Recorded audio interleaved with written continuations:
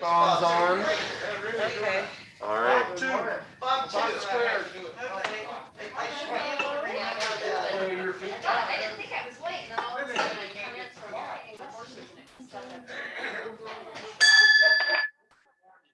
Look at that, on time today. Oh my goodness. All right. I have been. Warning as always, we're recording, so anything you say will be on the internet someday. Or not. All right, meeting agenda, same as always, nothing too exciting that I put on the agenda, but we do have a surprise in there that I didn't put on there because I didn't want the person running out of the room. All right, we do a Pledge of Allegiance. Bob, would you be able to help us? It would be an honor and a pleasure. Thank you, sir. The flag is before you. I pledge allegiance to the flag of the United States of America, And to the republic for which it stands, one nation under God, indivisible, with liberty and justice for all. Two. All right. While you remain standing, of the things we think, say, and do first. Is it the truth? Is it fair to all concerned? Will it build goodwill, better friendships? Will it be beneficial to all concerned? And will it be fun? You can be seated. All right. I want to do guests first this time. I see that we got John, a long-time guest, so at this point, no introduction is needed. We appreciate you being here. And I think our speakers. So today it's a smaller guest list. Anyone online that's a guest, Terry? I don't think so. I can't tell with this on, but There's a list of them. Nope, it doesn't look like it. All right, well, no introductions then. I'm going to do the minute today just because it's World Polio Day this week, and I didn't want to hassle someone to have to do a polio talk because I feel like that's just not, who wants their Rotary minute to do polio talk? Me, perchance. For those who don't know, I actually got polio when I worked in Tajikistan. And so I was paralyzed for about 30 hours on one side and had all the symptoms that you don't want to hear about. It was disgusting and gross and really horrible. And so I have post-polio syndrome to this day. So I wanted to do today for the minute, we're going to keep it a true close to minute. I wanted to do polio language to know, just because it is polio week and World Polio Day is this week. So there's some abbreviations that are always exciting because there's a lot of letters to them and they actually care which ones are capitalized and not. The first one is about circulating vaccine-derived polio. And that one is where you get polio from getting the vaccine and then you give it to other people. That's a real thing. There's also an ambiguous vaccine-derived polio where they're not quite certain whether it was circulating or not. The person may not have been vaccinated recently, but apparently they have symptomology of having poliomyelitis type 2. There's an immunocompromised vaccine derived, where if you were immunocompromised and then get the vaccine, you may not have known and still opted to get the oral polio vaccine, especially with some children. You can get polio because you're immunocompromised and that live virus they're giving you that's not going to get you generally paralyzed, it ends up either paralyzing you or making you very, very ill. There's 3 types of polio, 2 of which have been eradicated. There's a little bit of conflict in dates from last observed versus known eradication on type 1, which was 2015 is when they claimed it eradicated. And then type 2 is 1999. So right now, if you get type 2 polio, it is generally only from a vaccine. That's what we've seen in the last 20 years. 2 types of vaccines. So there's oral polio vaccine. It's a live attenuated vaccine, and that one's used for all 3 types of polio. And then there's IPV, which is an activated polio vaccine. That's what we get in the States. It's cost comparison. OPV is about 1 penny per dose. It's very cheap to make. IPV, $300 a dose, and you need multiple doses. So 2 doses, 2 to 3 doses. Generally, we get 3 if we can. $900, 3 cents. Like it's a big difference in cost. Which one of those will give you protection, but then you can pass it on to people? OPV. Yeah, OPV is a living, well, it's an active virus. So when you defecate, you flush the toilet, it literally is a fountain of, a virus in your house. And they normally only give this to kids, and then all the adults get re-inoculated because it's everywhere. It's all over the kids, all over the house. So, yeah. Kim. When my daughter got married 16 years ago in India, we were in Jaipur, which is in Rajasthan. Yeah. Pictures of the kids getting the vaccine. Oh, So cool. We didn't have some, but it worked out. well, thanks for bringing that for Polio Day. Well, I was It Yeah. was really special because every little hat, they Yeah. were very short people. We Yeah. were proud that they didn't have the vaccine. So if you want to- Please, you can just put them, let people I'll see. start. Yeah, and it's still active. When I lived in Tajikistan, they had to do, there's a certain phrase, but we basically are re-immunizing the population, despite having already immunized them. They hadn't had a case for 15 years, and then they got wild type polio. So I kind of want to tie this into today because we're talking about polio and what it really means. And I know the laser pointer doesn't work on this TV because it's so bright, but you'll see the red is wild type polio. And you'll note that it's only in 2 countries, whereas blue is going to be from vaccine derived polio. And some of that is that communicable, vaccine derived polio. Now, Rotary, we as Rotarians know that Rotary is obviously like one of the biggest proponents of it, but one of the things to note is also that while we were always considered a primary and a top tier partner with the United Nations because of our assistance in helping found the United Nations, and at the time in the 40s, how many ambassadors were Rotarians? That's part of what helped us segue into that. With World Health Organization, our work on polio is actually what got us to be a top tier candidate as a partner for World Health Organization. Tied to UN, but it's a separate relationship. So a lot of the work that we had done in the Philippines to start, there was a Rotary International president who had worked on that campaign before becoming president. We're still seeing vaccine-derived polio issues in the Philippines, and we've been working there for over 50 years now. And part of that is because of how many islands there are, from my understanding.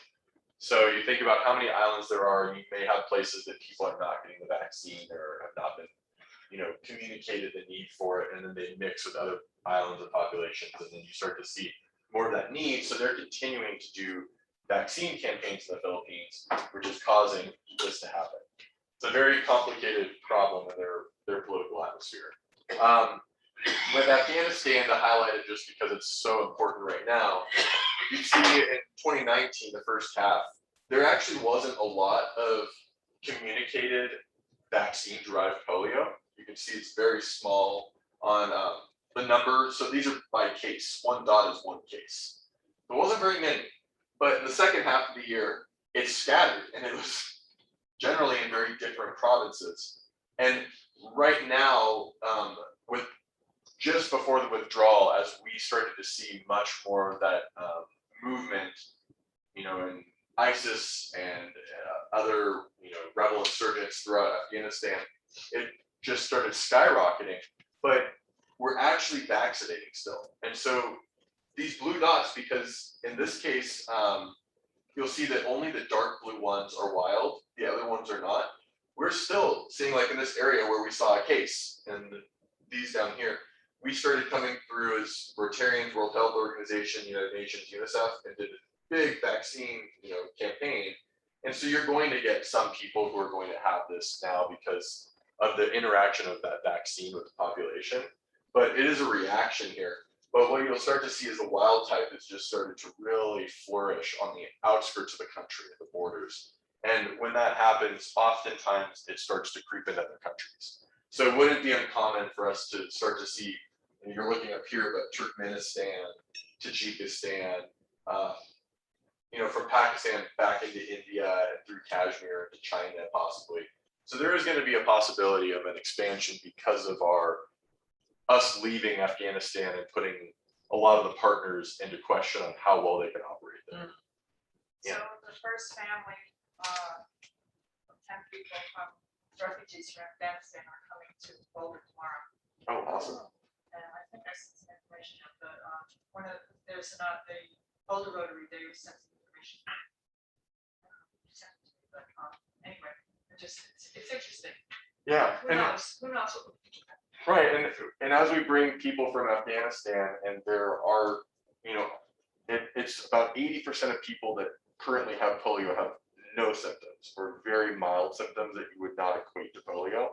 So they're not generally testing for people in that way. They're looking for vaccination immunization cards, and immunizations work at a rate that, especially for oral polio vaccine, I think by the third dose, which some of the little kids have not even had their second dose, by the third dose, you might still have about a 5% chance, I think is what the numbers were. IPV is lower, it works better, but it's very expensive. But the OPV, I think it was about 5% they worry that may go, and still be able to get polio after getting it.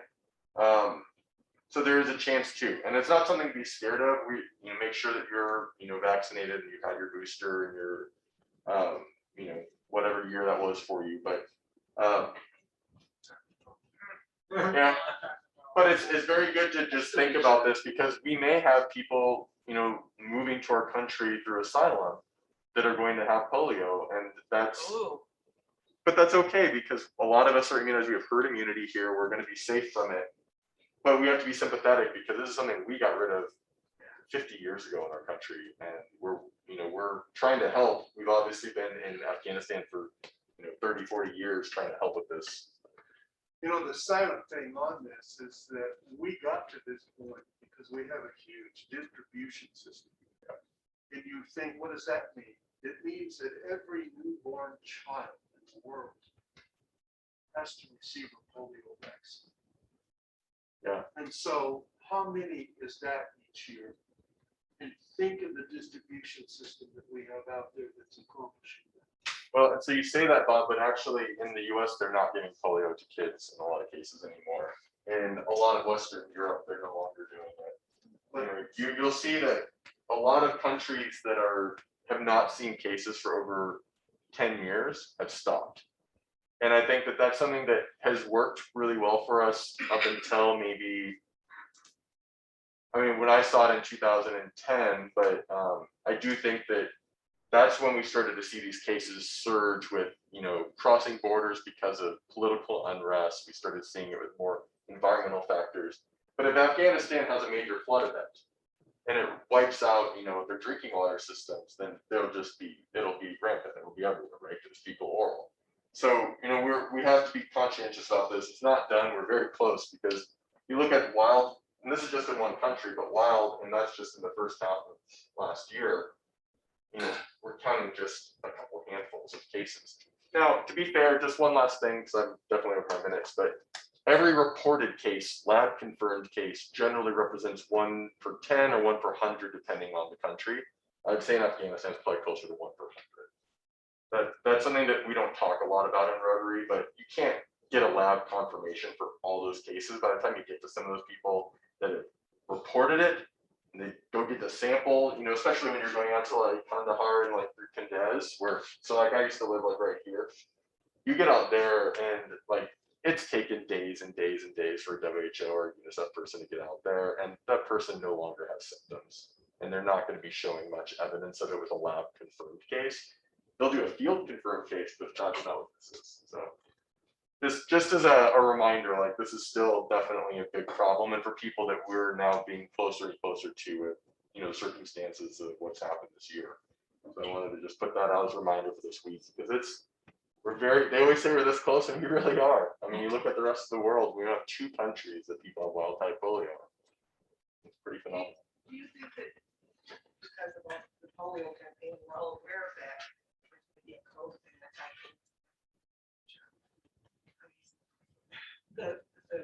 All the rhetoric is that our country is very well immunized. However, many of these countries are not. Right. So, and that's a good question. I think that if we start to see that the after effects of COVID are as detrimental, because polio is paralysis. Yeah.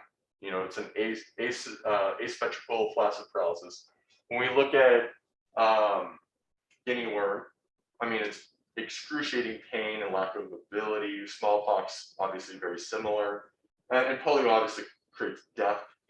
COVID creates death, and probably at a rate that is, from what I understand, about double what polio kills.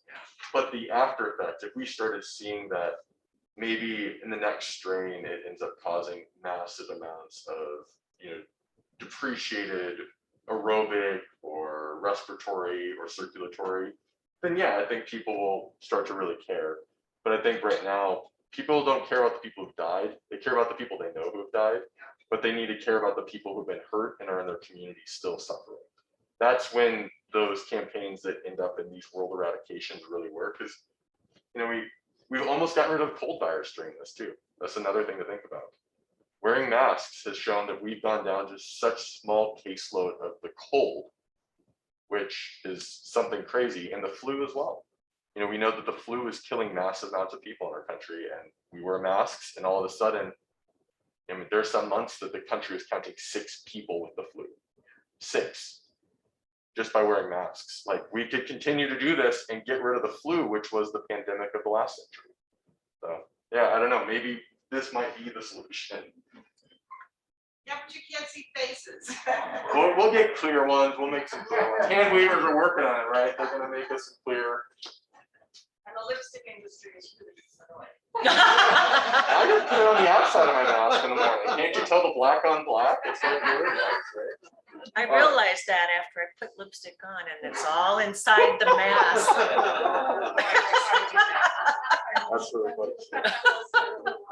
Well, I forgot that I created a close up for y'all to see, but well, that was it. So Interesting, thank you. yeah, a longer minute, but all right. Now it's my pleasure to provide a Paul Harris Award for someone today. So I'm telling you to wait for it because this person does not like to be on camera and does not like to be seen. Joe Henry.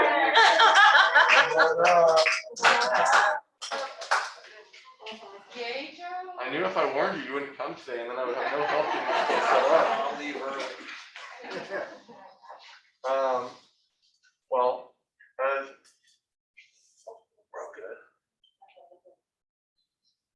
as those who are Rotarians know and those who don't are about to find out, Paul Harris Award is one of the highest awards that we have in Rotary. It is a word of fellowship, but also of your support of the Rotary Foundation and your diligence and contributions to this organization.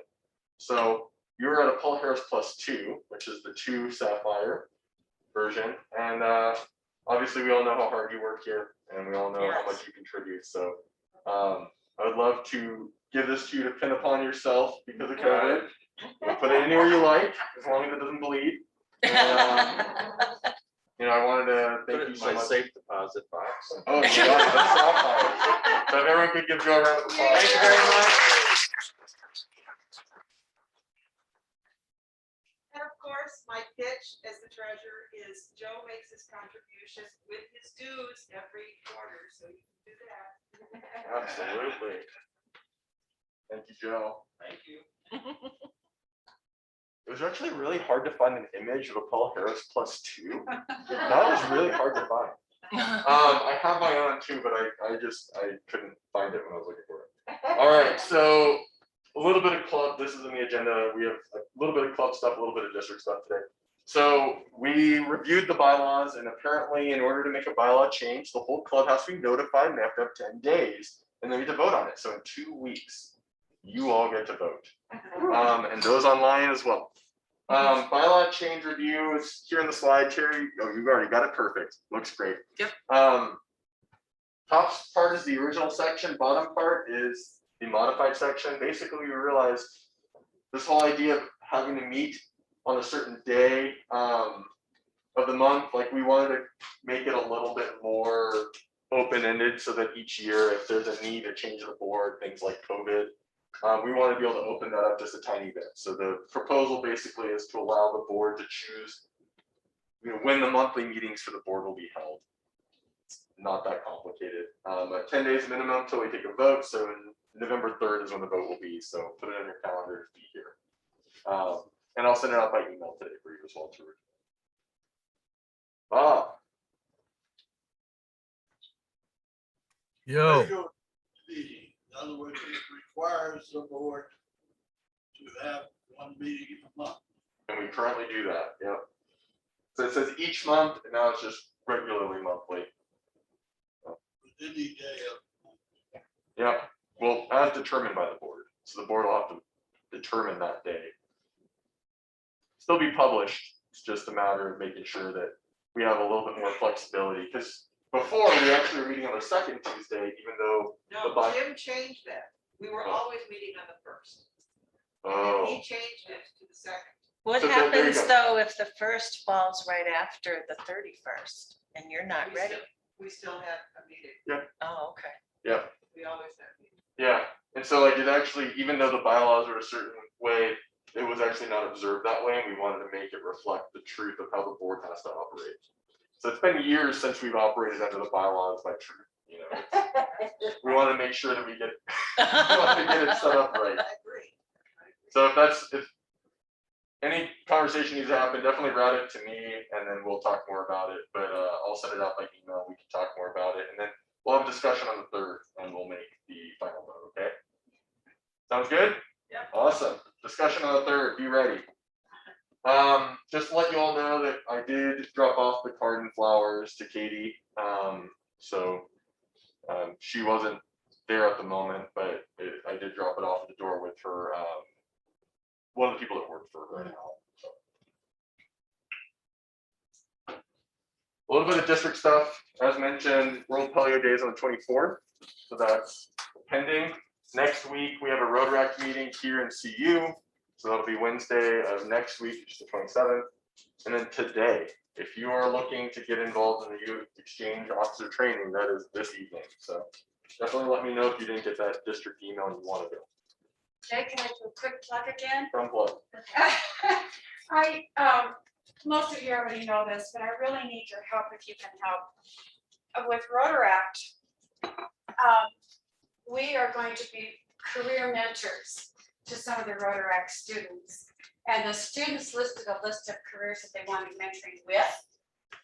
And so I have a couple volunteers and I'm thrilled about that. Leslie and Beth have volunteered. Of course, it has to be a career that you're familiar with. I realize that. But the openings I still have, and then I'm going to reach out to some individual people after today. And then I'll reach out to other Rotary clubs if I still don't get people. But I still need somebody for law, lawyers, attorneys. I need somebody for architecture and design, human services, real estate, and political science. Is that Jason? Yeah, Marty, I sent you an email last night. I'll do the real estate one. Yay!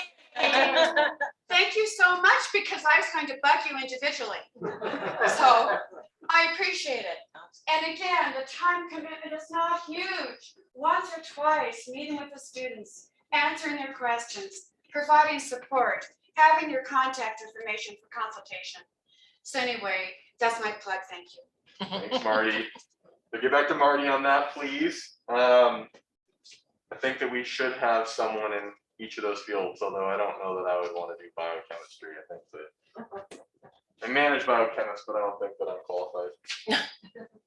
Well, that said, move to Happy Bucks. For those who are new and visitors here, Happy Bucks is when we take a moment, give $1, give more if you feel like it, and you say something for the good of the club or some news or announcements that you think that others would like to hear.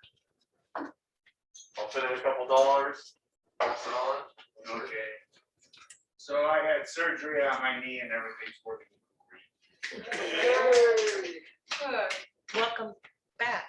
I just want to say that I don't enjoy getting up in the morning for these meetings. However, seeing the mountains coming over from Lafayette are incredible, and I really appreciate it. Just looking out that window from here anyways, incredible. He's not gonna I got nothing to say. I'm still kind of humble here. I'm continuing to do this tradition of giving the birthday check for $100. My birthday is next Monday. That way I'm always 100. Our closer to 100, are Too close. I'm just happy. I'm happy to be anywhere. Particularly here.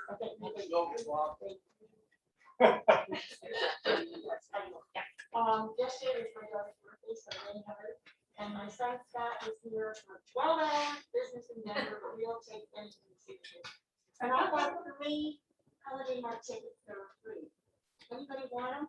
What are they? For the junior league, they have their holiday mark. It's a Holiday $10 mark. admission. Would you like it? I don't know yet. Christmas shopping. It is celebrating. I'm gonna give them all to like it. Thank you so much.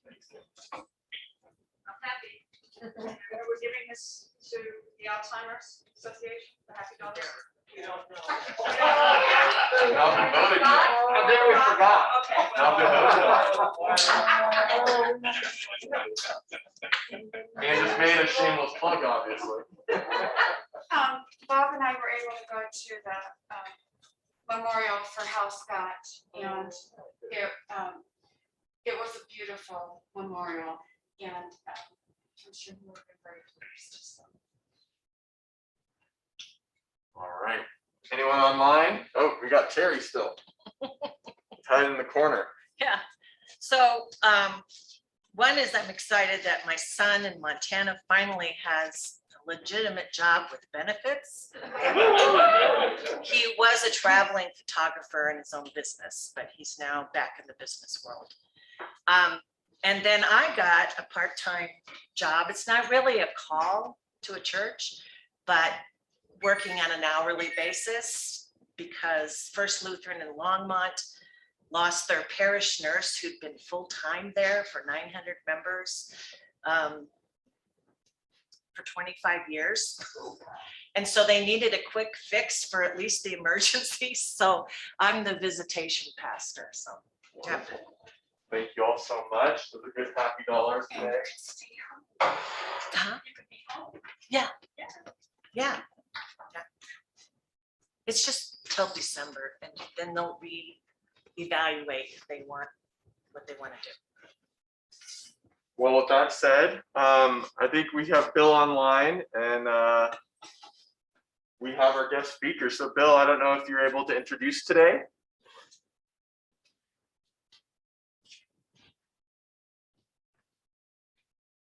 You there, Bill? I see him on there. I'm just waiting for the unmute. You must have run to the bathroom or something. Oh no. All right, well, it's that time of the day. We've got 8 o'clock is when we start is what I'm intending to say, but that came off wrong. Well, Dr. Stu, I would love for you to come up. I apologize, Bill's not available at the moment, but we've got your deck all set up here, so I'll get you all slid over on the switch here, and then yeah, we'll get going He from just there. slid up. He's not even on. Oh no, we lost him completely. He was unmuting and he unlinked himself. You'll be able to take your mask off when you present if you'd like. Okay. And just so you know, this right here is your close-up camera, so they'll be able to see you right there. And we'll Carrie, I'll jump in real quick and slide over the Transfer. side.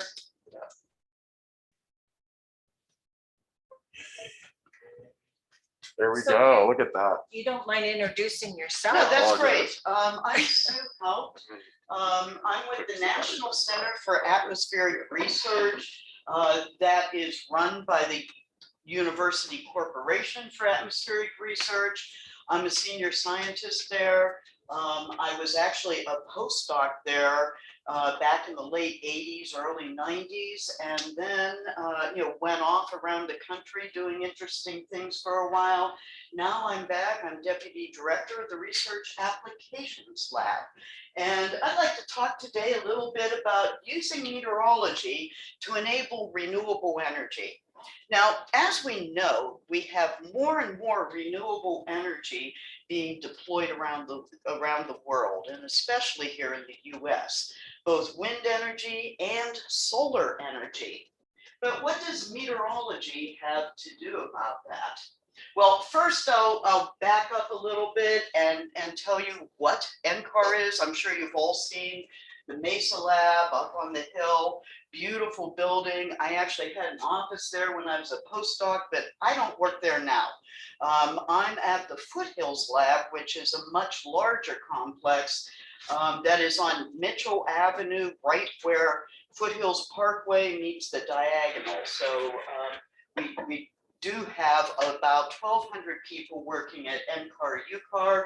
We like to point out that we have leading computer models and capability, high impact research results. We have a lot of talent, a lot of wonderful scientists, engineers, support folks. But we also have aircraft. We use satellite data, sensors, and we've always been at the leading edge of supercomputers.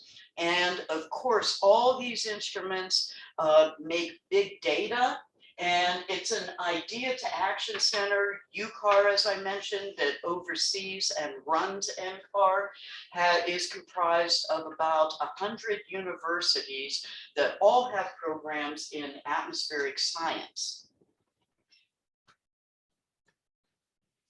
Now, I want to talk a little bit about why do we care about meteorology for renewable energy.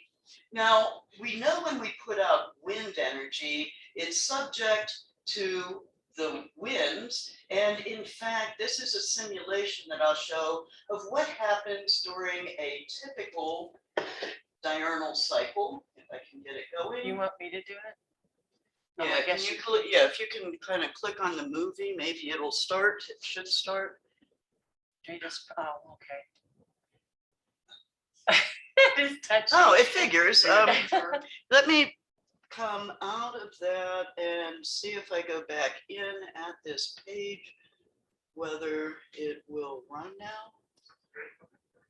No signal. Yeah, I have a few.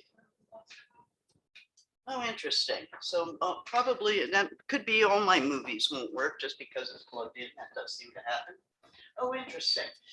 Well, the movie that I hope to show you in a moment, it's actually an animation, what we call a large eddy simulation. And this one was done by some colleagues at NREL, National Renewable Energy Lab, another national lab. We are blessed with multiple national labs in the vicinity here in Boulder. NCAR is one, NREL's another. Of course, we have NIST, NOAA, lots of labs.